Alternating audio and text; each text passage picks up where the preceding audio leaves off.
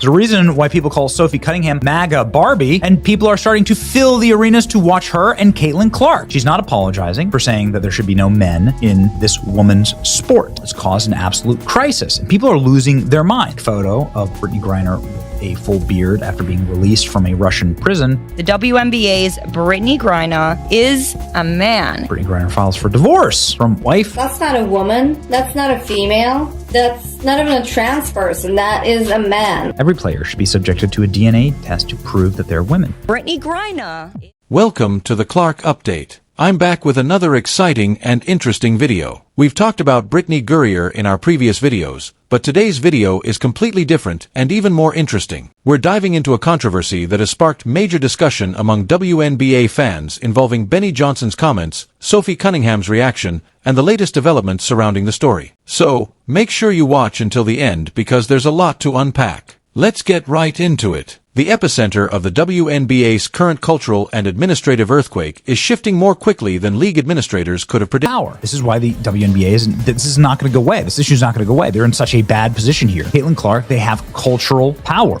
People love them. People are buying tickets that would never care about the WNBA. Caitlin Clark is an absolute all-star. She is the Michael Jordan of this. This is the girl that girls have been waiting for forever. Caitlin Clark is a rising star in women's basketball. She's pulling in crazy viewership numbers. These women spent $1,000 on tickets to attend the Indiana Fever versus Atlanta Dream game, specifically to see Sophie. At a time when Caitlin Clark is pushing the league into a multi-million-dollar economic revival on her own, shattering attendance records and generating historic television ratings. And female spaces. And that woman is now getting lambasted by other women because she doesn't support transgender people in female spaces. Sophie Cunningham, who many of you will probably know from this video, recently got herself in hot water because she had the audacity to say that women and girls should be protected. Senior officials are in a difficult situation.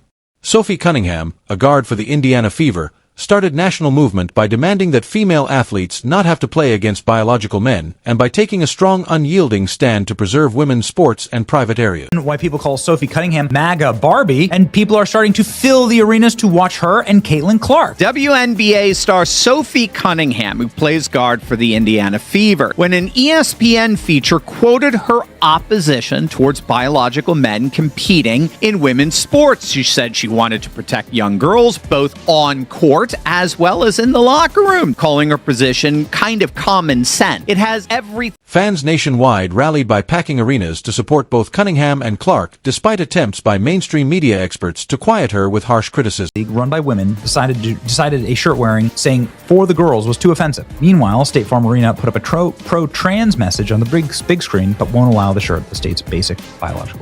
What is so offensive or scary about this message? The genetic message of gender, the genetic message of biological sex. Wow, the WNBA doesn't know what a woman is. But the shirts that reference the XX chromosomes are banned. Women's league run by women decided a shirt wearing saying "for the girls" was too offensive. Meanwhile, State Farm Arena put up a pro-trans message on the big screen, but won't allow the shirt the state's basic biological. What is so offensive or scary about this message? The genetic message of gender. The genetic message of biological sex. Wow. The WNBA doesn't know what a woman is. The shirts that reference the XX chromosomes are banned from games. However, the dispute erupted into a national spectacle when well-known media pundits like Benny Johnson enter the conflict to reveal what they saw as serious institutional hypocrisy. Simple court commentary has given way to a high-stakes conflict over fan censorship, unfair practices, and the core principles of women's professional basketball. Brittney Griner's voice said was effing white girl. Is it possible that's what you said?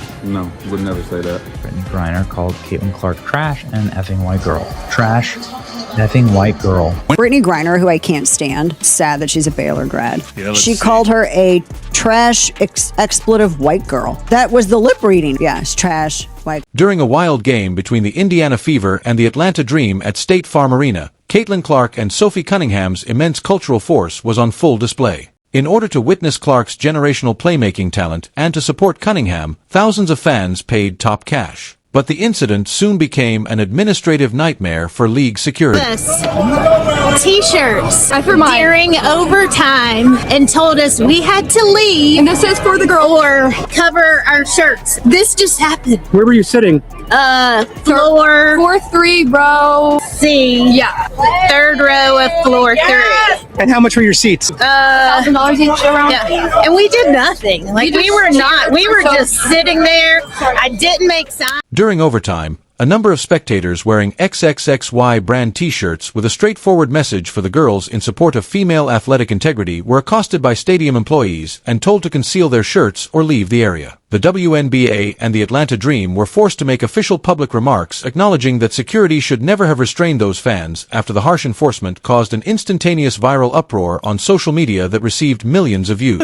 Here they are welcoming the Honorable Stacey Abrams.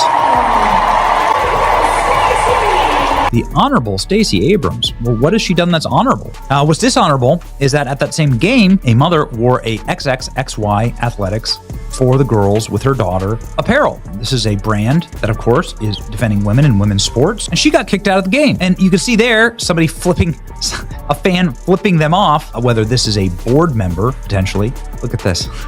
Whether that's a board member of the WNBA, but she doesn't know what a woman is, right? Like what? Johnson noted that commentators and podcasters like Joe Rogan are publicly debating long-standing rumors about possible male involvement in women's professional leagues, despite the league's refusal to provide precise biological definitions in its governing documents. The sport is experiencing extreme paranoia as a result of corporate leadership's unwillingness to address these basic issues, which has drawn attention to high-profile veteran stars and raised unsubstantiated concerns about player testing in the past. When internet chatter focused on Phoenix Mercury center Brittney Griner, the scrutiny reached a fever pitch. This led to a surge of institutional panic that might completely destroy the league's legitimacy. There's a reason. So why is the WNBA unable to define what a woman is? We all know what a woman is. XX chromosome. Y chromosome, you're a man. And you can't change your chromosome. You can get plastic surgery. You can lop off body parts. You can put on lipstick. You can put on wigs, but you can't change that. And so why not just define it based on gender assigned at birth? You're born with these sex organs. You're born with these chromosomes. So that's what makes you a woman. The WNBA has spent 6 days trying to figure out what the W in the WNBA stands for. And they extraordinary public scrutiny surrounding Brittney Griner, a center for the Phoenix Mercury, demonstrates how much the WNBA's administrative ambiguity has undermined public confidence. Online sports criticism swiftly shifted to past player biographies and long-standing league policies as media personalities like Benny Johnson magnified the current Sophie Cunningham scandal. Commentators questioned whether league officials have been deliberately avoiding required genetic or chromosomal testing, citing previous interviews, viral social media debates, and historical player trades, including Gurrier's high-profile international return. The fact that online rumors and viral commentary about Gurrier's gender are dominating national sports headlines shows the disastrous failure of WNBA governance. Even though these rumors are still entirely unverified and driven more by online discourse than by official league findings, even the league's most well-known legacy stars are susceptible to public rumors due to the league leadership's refusal to establish precise, objective biological standards. Cunningham MAGA Barbie, and people are starting to fill the arenas to watch her and Caitlin Clark. She's not apologizing for saying that there should be no men in this woman's sport. It's caused an absolute crisis, and people are losing their mind. Photo of Brittney Griner with a full beard after being released from a Russian prison. The WNBA's Brittney Griner is a man. Brittney Griner files for divorce from wife. That's not a woman. That's not a female. That's not even a trans person. That is a man. Every player should be subjected to a DNA test to prove.